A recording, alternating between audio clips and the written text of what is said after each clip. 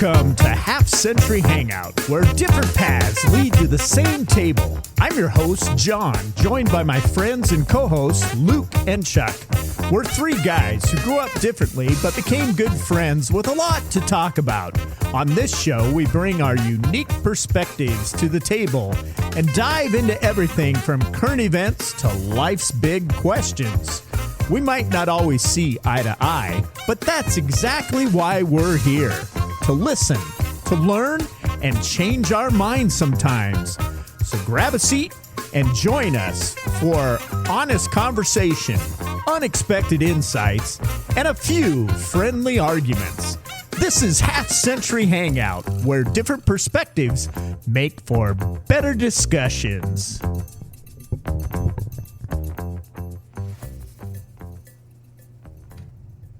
Well, welcome back to Half Century Hangout. We're glad that you joined us again.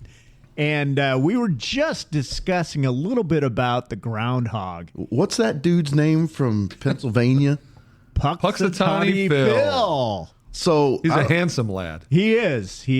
Yeah, it looks a lot like. Anyways, I'm not sure if you guys heard of the new, latest, greatest Groundhog, Chuck the Buckeye. Have you heard about that? Actually, that sounds like something a Michigan fan would do. Chuck the Buckeye. Yeah. I'm pretty sure that we have chucked the Buckeyes a few times, especially recently. So what did Phil say about the 6 more weeks? We got 6 more weeks of winter coming up. Well, this is a better reason why you would like Chuck the Buckeye, because he says we're going to have an early spring.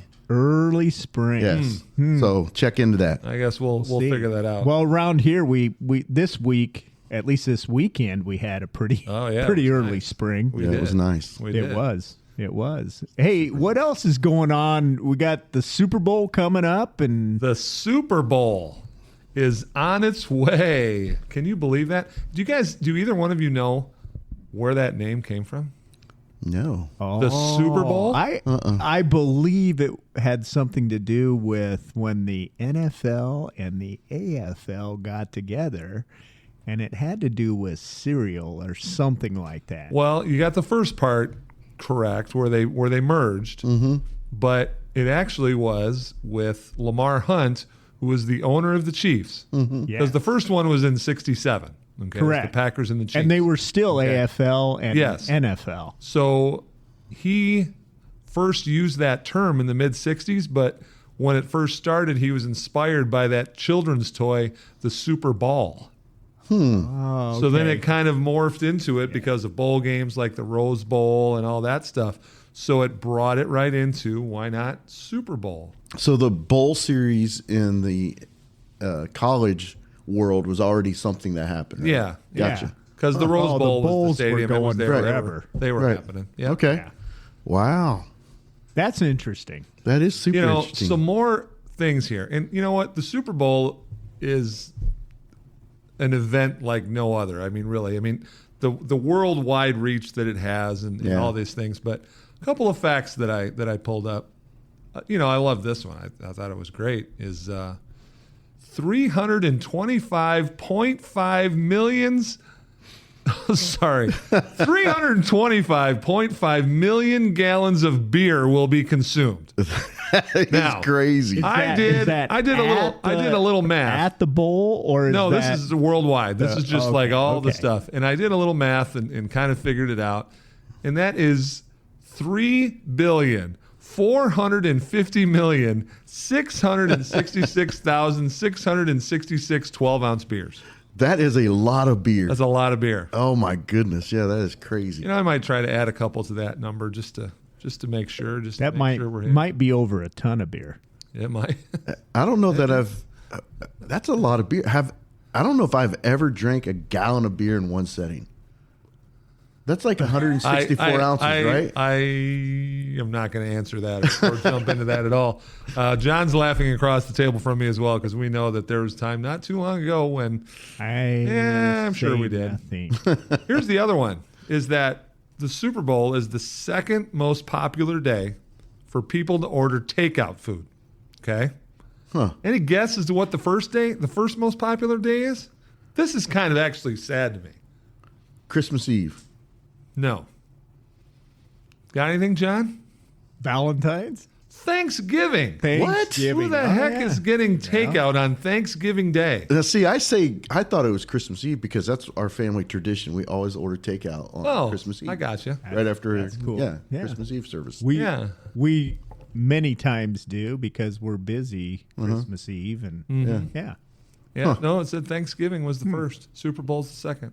Interesting. Which I never would have guessed that. I mean, I just happened to look at it. The other thing I thought was cool, just looking through some stuff that not even, 15 years ago, 13 years ago, 40% of the Super Bowl ads were by car makers, down to 8% last year.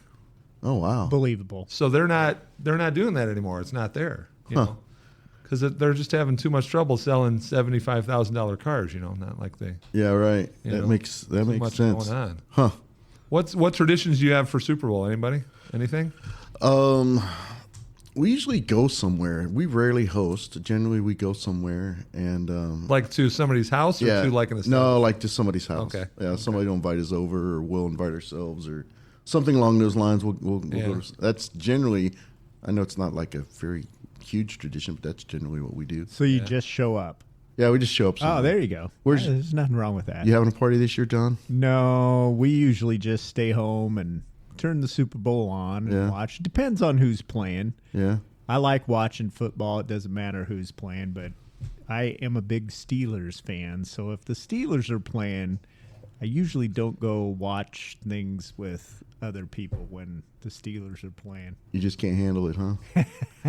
the competition's just too much, right? It is. The anxiety gets too high. I get it. Yeah, I don't think I've ever really had a tradition for the Super Bowl. I'm kind of just open to whatever's going on. If it's somebody's house or somewhere else or staying at home or hosting myself or anything. But no big plans this year. Just kind of, kids might come over. Did you guys hear about who's doing the halftime show? I know you guys are probably gonna be thrilled about this. I do know, but it's on the tip of my tongue. Can't remember. Kendrick Lamar. Oh yeah. You guys know who that is, right? I just know that I'll be doing something at halftime. That's probably what I'll. Yeah, he's a hip hop guy. Hip hop. Yep, hip hop rap artist. Didn't he do it a few years ago? I don't know. Like 10 years ago, I think he did. Maybe he did. I didn't know he was that old. Yeah, I'm pretty sure he did. Can you guys remember, or maybe what was your favorite halftime show for the Super Bowl? Oof. I usually stay away from the halftime show. Do you? I go. That's when he's do getting something food. else. Yeah. That's when he's getting food. Time.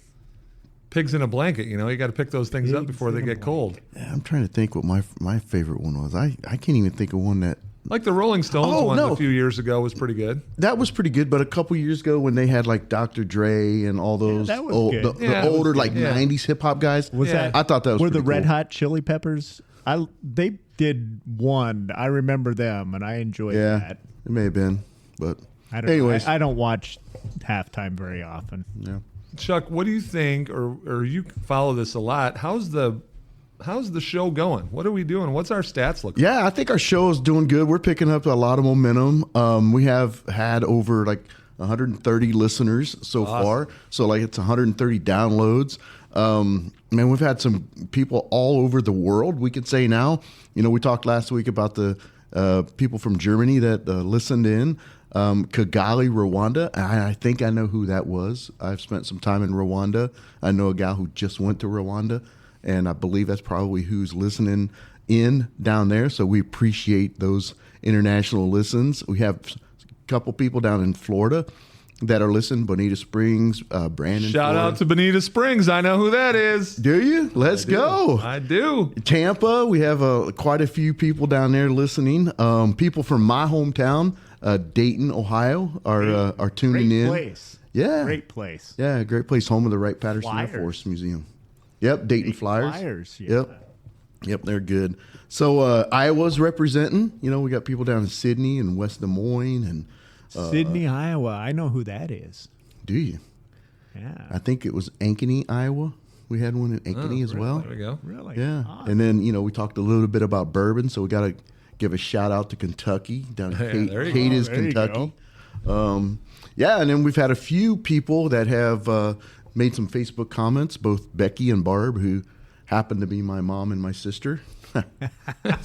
That's awesome. So shameless plug, but we'll take it no matter what. That's right. And so the show's doing good. That's great. I do ask if you could leave a review, make a comment on our Facebook page. That would be great, and let us know what you would like to listen to. What like we'd really like to hear from you, the listeners. Like, what would you like to hear us talk about? Yeah, because we can talk about anything. I mean, we can, absolutely. We're all over the place, and I, we want to make it really interesting for you guys to listen, pass it on to your friends and folks that you know, and I think that's always a helpful thing. Is to it's like giving a request to the DJ, right? That's right. I mean, there you go. Want to hear what you want to hear. So and I think we're over here for you.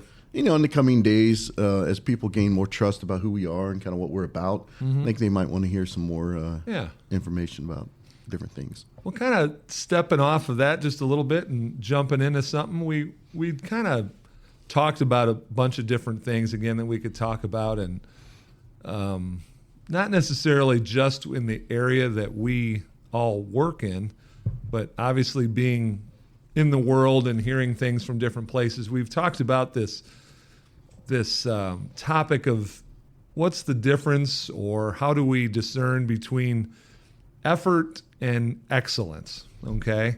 So it's it can fit any different number of ways. It's kind of like, do we assess performance on excellence or effort, or is it the quality of work or the amount of effort to complete work? I mean, there's so many different ways that we can look at this topic, but one of the things that I looked at when we started talking about this and thinking about the topic and trying to rearrange all the thoughts in my head, which sometimes get a little jumbled, is, do we lean on the amount of work that we put in, which I would call effort, or do we focus on the output, which I would call the excellence part, whether we get there or not?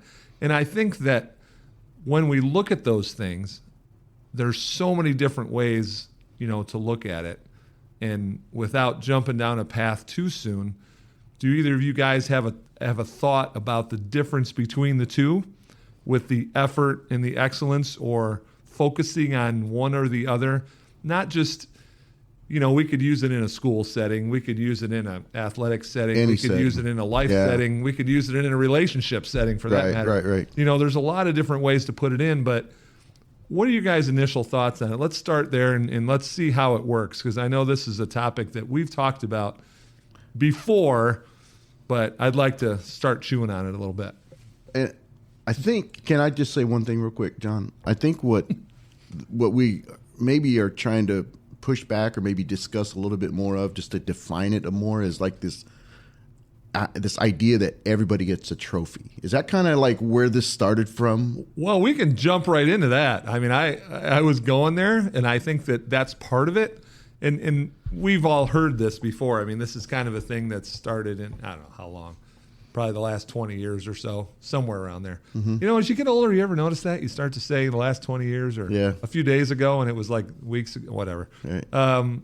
I think that it became that thing that looked different than when we were kids, where as my kids started to grow and, they were kids and going through, I kind of remember the day when the first time when one of my kids got a trophy.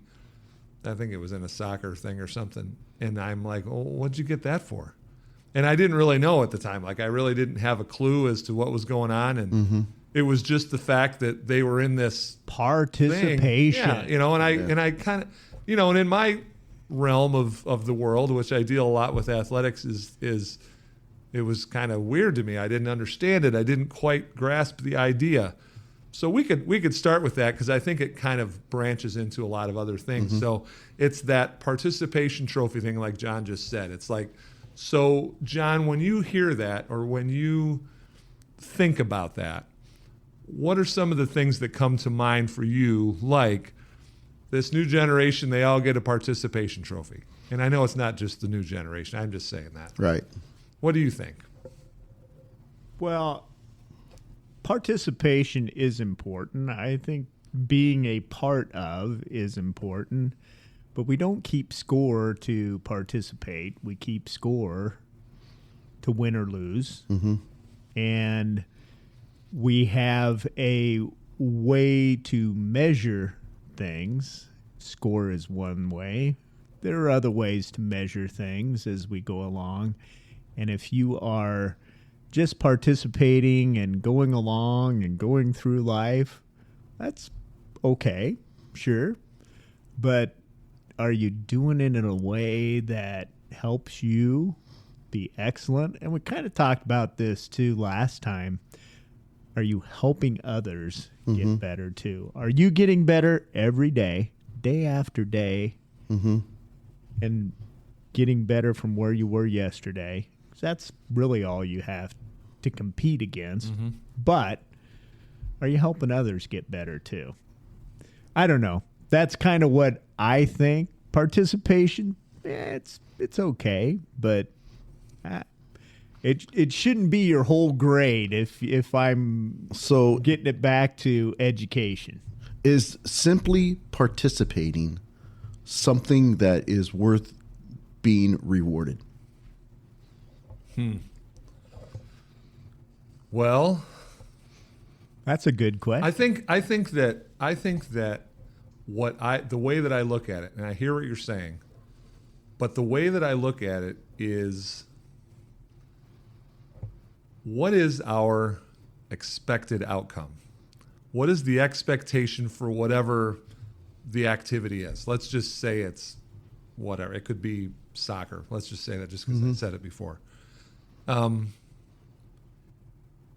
don't want to go down the road in my mind thinking that we either A, need to, or B, should reward expected behavior. Okay? Because I think that when we do that, depending on what that expected behavior is, sometimes I think we shortchange kids because the behavior that we'd like to see or the output that we'd like to see is higher than what just the expected behavior is. And if we just reward them or award them for reaching the expected behavior, I don't know that they're always going to reach a lot higher to grasp for something else. Yeah. That's interesting. I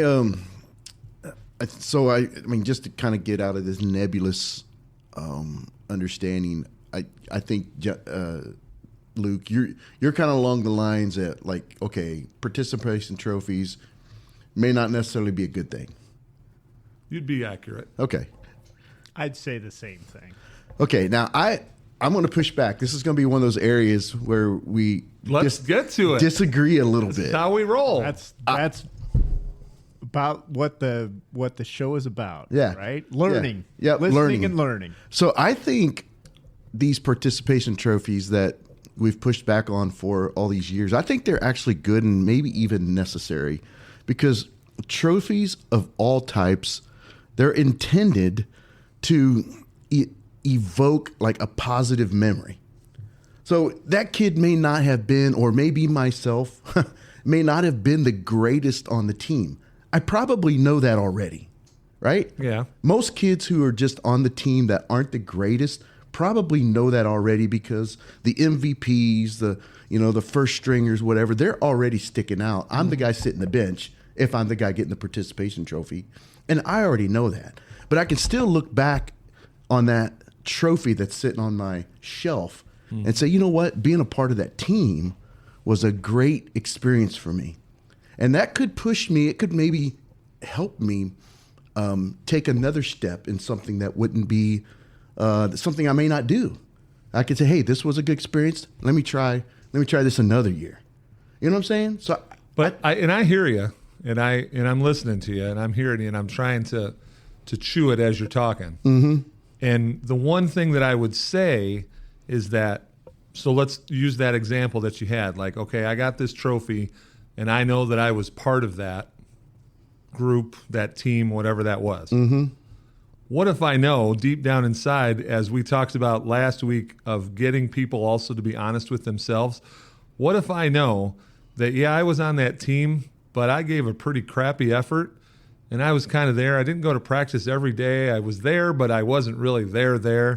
But yet I still got a trophy. I mean, I'm not saying you did that. I'm just saying, as an example, that's what I worry about. And that's where I think sometimes that award, whatever that is, if it's a trophy or something else, that helps that person or gets that person to a point that they think, hey, and maybe they're not doing it like consciously, right, but subconsciously they're kind of like, well, I was a part of that, but, and we all have met those guys too, where they tell their kids 20 years later, yeah, trophy there, I was the main quarterback, whatever. Yeah. And it's a bunch of hooey, Yeah. So I hear you, and I don't necessarily disagree with the thought of it, because I do think that a trophy evokes a positive emotion, one way or the other. I mean, it does. Sometimes it's even a sad emotion, because somebody would be like, oh, yeah, I remember those guys, and remember, all the camaraderie and whatever else that goes with it. But I also feel that I've seen, at least personally, so many examples where I think it's kind of gone the opposite way. Yeah. And it's had some sort of a negative effect. Well, and I think what you're talking about is being internally motivated, intrinsic motivation, or externally extrinsic motivation.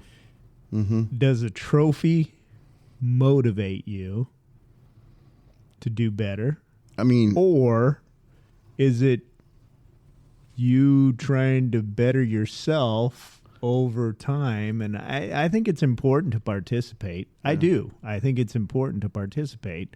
I'm just not sure if we are doing any favors if we start to reward people for showing up. So is this idea of participation, is there an age limit, you guys think, or is it okay for certain age groups and not okay for other age groups? I don't know if I could define what those ages were, but I feel that, man, that's tough. I mean, for instance, if we got a participation trophy for being part of the Half Century Hangout, right, we could understand. I thought I was getting one. You might. All right. Depending All on right. your performance today. Today's your annual review. Thank you. The idea is that I think that we're mature enough to understand what that would mean. If you're giving it to a kid, a youngster, and I don't know what that age defined is, but just call it a youth kid, right? Whatever, a ute, right? A ute. What is a ute? Yeah, I don't know. It's. I think that it just has a different effect for students or younger of that age, that they see it differently, because, like John said, it's an external thing that comes in.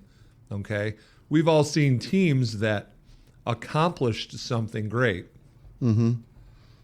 but didn't get a trophy, but yet they accomplished something. Do they still feel that same accomplishment? If they're older, I think they do. Yeah. If they're younger, yeah, maybe. But I just fear the backlash of that being like, well, if little Johnny doesn't get a medal or doesn't get a trophy, that he's not going to do it again.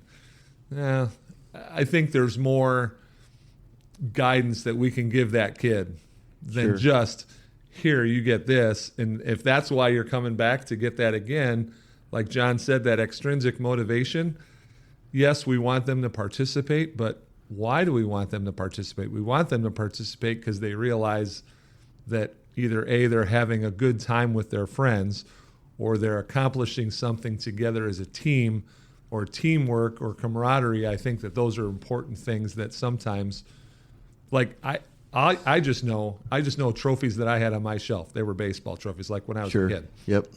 Every single one of them was either first or second place. Yeah. There was no, because I don't think they gave them below that. No. But back then, in the Detroit area for us, it was great because they had, your team was made up of kids in your neighborhood. Mm-hmm. So it wasn't like, oh, it was somebody from over there and somebody from over there, which I'm going to go down that road in a second.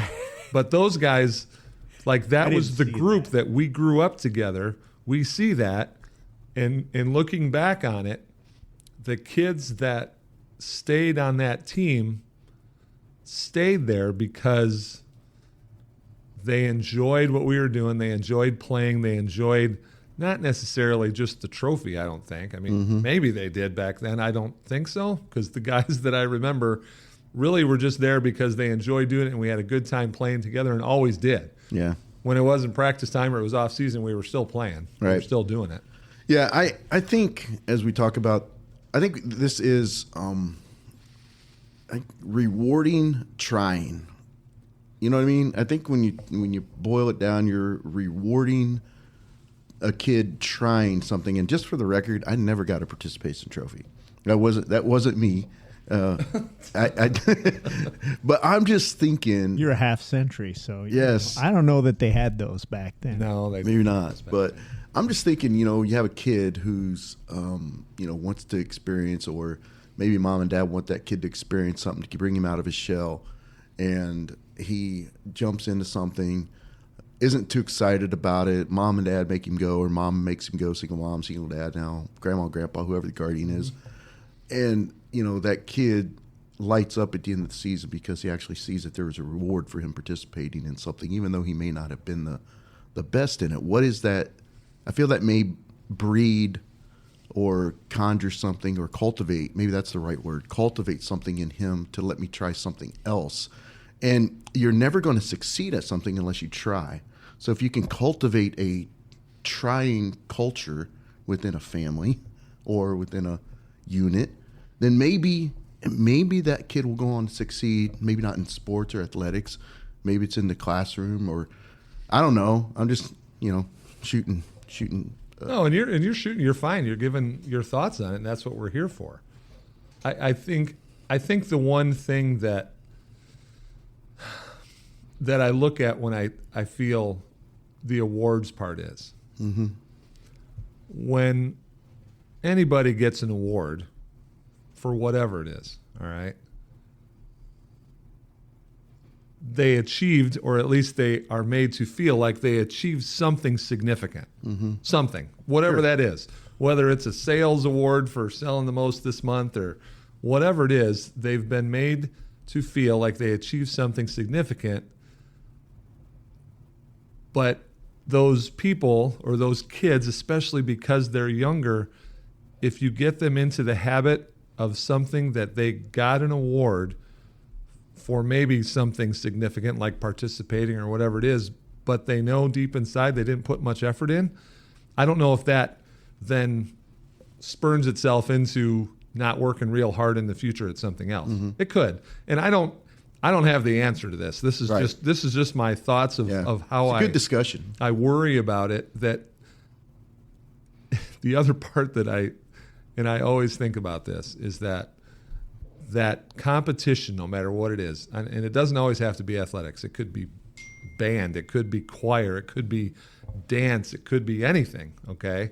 What those things do as you're going through it, like you said, you can't fail unless you try, right? I mean, you're going to continue to work at things and do it, but if you're getting an award for something and you didn't necessarily reach a certain level or a higher level, whatever it is, I don't know that it develops a whole lot of the coping mechanism that says, if I try this again, what am I going to do better at it next time? And I think that piece that we're missing sometimes with that is, how do I push myself to get better, no matter what it is? And we talked about that last time, right? Helping people get better.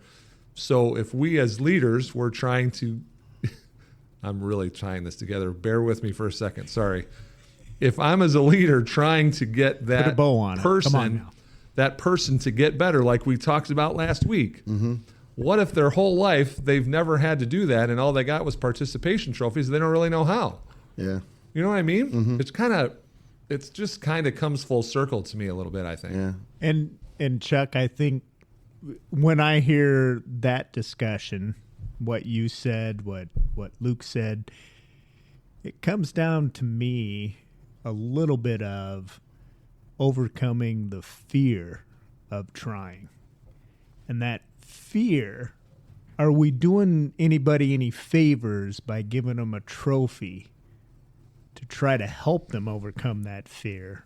Or should we be coaching them to get them better so that when they go compete, when they go take a test, when they go play in the band or sing or whatever, they have overcome that fear because they've actually performed and done what they need to do to get better. And I think that's what I'm hearing you both say is, participation trophies are okay and it may help kids continue, but really what it comes down to is giving them that intrinsic motivation of, here's how you can get better. I'm going to teach you how to get better. Mm-hmm. And I'm going to help coach you to get better. So when you perform, you actually are better. Yeah. I would probably put an age limit on my participation trophies. I think once you get into like junior high, high school, I don't think that's probably a good thing. And I think as coaches, we've all been there. Mm-hmm. But I think that one of the, like a great award to give out, if it is a most improved award. Sure. Okay. Yeah. Where that a kid just busted his hump. Mm-hmm. And you know what? Maybe he's not the first string guy, or he's not the starting quarterback, or he's not the all conference, whatever, but how much effort that kid put into it. Okay. Right. And you don't say, you're the best, point guard on the team, because he's not. Mm-hmm. But you say, we see you, and we see your effort, and we appreciate it, and we know how hard you worked. And I think for me, that says to a kid, he's like, oh, look at how much better I got. I still got more in the tank. You know what I mean? Yep. And I think that's the kind of stability and the kind of things we want to push toward, to go. That's what I look at. And that's the motivation we want to see, because that kid's already put forth the effort, and now you're rewarding them for the effort. Yeah, that's true. I think, and I want to make sure one thing before we go any further here, real quick. I want to make sure this doesn't spill over into the idea that I'm saying winning is the only thing here. Okay. Oh, I don't want to go there yet. That could be another day, because I don't think it's the only thing. There's wins, and then there's wins. You know what I mean? Yeah. It's not always. It's different in professional sports or different other things where you are. But the idea is that we can show growth, we can show the effort, we can show resiliency and all these other things, and we might not win very many games, whatever it is, or we might not get the number one rating that we want in a band competition, right? Or we might not get in a speech competition, or whatever they are, right? Or just at your job. I mean, let's be real. How many of us, the three of us, I mean, I'm just going to tell you, I never have been noted as the employee of the year at anywhere that I worked. I've never been. Have you? Luke, you are the employee of the year. Goodness. According to me, I think every day. I appreciate that. You're welcome. But it's one of those things that, have you had that at any place that you've worked? They rewarded us with money, with performance-based money. This is where we know that Chuck hasn't been in education forever. Yes, that's true. Because that doesn't happen in our world. Yeah. I had performance appraisals that were based. Money was based on. I worked for a few places. But that was before education. That was before. Yeah, that's what I mean. So and I always did well on performance bonuses. Yeah, that's good. Yeah. And things motivate people. And I think that's an important part of it. I think that as we keep looking at this, I think it spurns more conversations, which is why we always want you guys to comment to us. Yeah. About what you want us to hear. I would love to hear. If somebody just gave us a topic, I'd love to chew on something that we didn't come up with on our own. I said we can all day, and we will, and we'll keep putting out episodes. Yeah. I'd love to hear what you guys are thinking when it comes to this effort versus performance or participation trophies. I'd love to hear. I want more people to agree with me than they agree with Luke and John. So, I don't know if there's any agreement or disagreement. Yeah, really, we're just. I wonder what discussing. Chuck the Buckeye thinks. Yes. Yeah. Early spring. Not sure because he's from Ohio. Yeah. So. So, guys, looks like we've come about to the end of our time here today. I think we've had a really good discussion on this idea of, effort versus performance type of thing. Yeah. I think we've done really good on that. These idea of performance-based trophies is something that I think a lot of our millennial generation, they take a bad rap for some of that stuff. But honestly, I think some of these millennial guys, they're the ones who are the new entrepreneurs coming up. Mm-hmm. And they're the ones who are, going to be paying our Social Security here in the next 15 years or so. Boy. But anyways, we appreciate you guys. Closer to that than I am. Yeah. Yeah. Appreciate you guys listening. I want to give you guys a shout out to recognize our Facebook page. We're on Facebook, Instagram, Twitter, and TikTok. And again, message us via text, leave a review on a post that we make on Facebook. Like and subscribe this podcast. If this is the first time you're listening to it, like and subscribe it and check us out in future episodes. We want listeners to value this time, so please give us some feedback on subjects that you'd like to hear about. So, guys, I guess we're done hanging out for today, huh? You want the quote of the day? Oh, shoot. Yes, absolutely. Let's hear that, Luke. I love this. You got it? I love this. Knowledge is knowing that a tomato is fruit. Wisdom is knowing not to put it in a fruit salad. I've heard that one. Brian O'Driscoll, he was a rugby player back in Ireland, in the 80s. Yeah, but he said that in a news conference. I thought it was great. Top of the mark. And he had just got a question from somebody about was a tomato a fruit or a vegetable, and that was his answer. I thought it was great. Great answer. Knowledge and wisdom, right? Absolutely. Effort and excellence. All right, guys. Hey, thanks for hanging out with us here at Half Century Hangout, and make sure you like and subscribe. All right. Peace out, guys. Yeah. See ya.